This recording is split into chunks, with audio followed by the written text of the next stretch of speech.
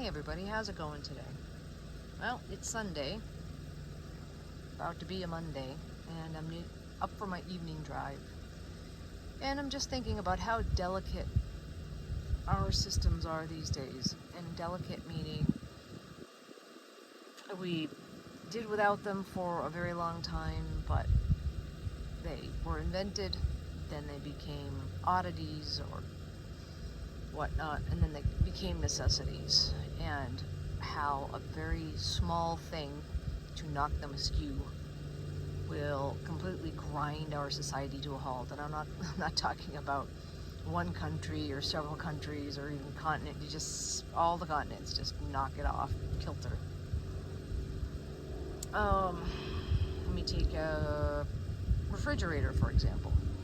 Okay, it used to be that you open the refrigerator and you had the mechanics in it and the coolant in it and the refrigerator part and the freezer part, but now they all have computer systems in them.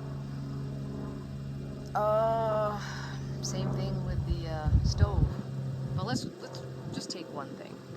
Take the computer system in the refrigerators. So say something gets sent over. Everything is connected these days. You know, everything is controlled over the wire, over the internet. So the average household really isn't like computer savvy. So it's basically almost open to anything. So say something gets sent, a software update, or something gets sent over the internet, either intentional or non-intentional, and just knocks out your refrigerator. Okay, so you have refrigeration, you have stuff in there that's spoiling, it's down to a ticking, down to the clock, if you can get stuff put away out of the refrigerator. But the problem is you can't go buy another refrigerator because everybody's refrigerator has been knocked off kilter. So either the system is formatted or it just takes the compressor and it burns it out or whatever. Let's say it just takes the compressor and burns it out. Well, okay, compressor burns out. You can't get another compressor because everyone and their brother either needs a new refrigerator because the compressor's burned out, or everybody's looking for a compressor and someone to fix the refrigerator. Like everyone. So it's millions of people looking for refrigeration where the day before everything was fine. So what would you do without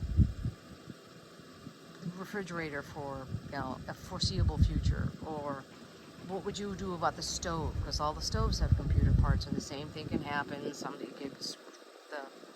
computer could either burn out a part or be formatted from afar or whatnot, either on purpose or by accident.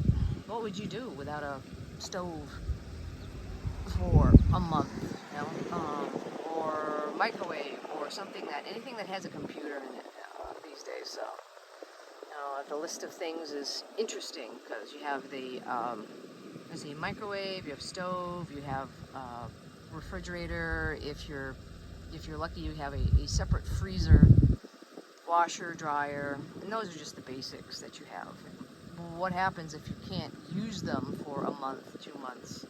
And that's a thought process to process. So what would you do? And even let's just take it one more step. I mean, if everybody loses their refrigeration, they, I wouldn't say panic, but they say, oh, you have a great idea. What we're going to do is cook everything up. So, very big increase in gas or electric, just trying to get everything canned or cooked or put away or whatnot, that it's turned it into a shelf-stable material. Milk, if you don't get it from the cow, if you don't get it from the cow and you don't find a way to keep it cool, you don't get milk. You don't get butter. Can stay out on the counter for a little while, but you have to watch it and whatnot. There are little things to keep it. There's little devices to keep butter cool, but if you don't have those, what are you gonna do?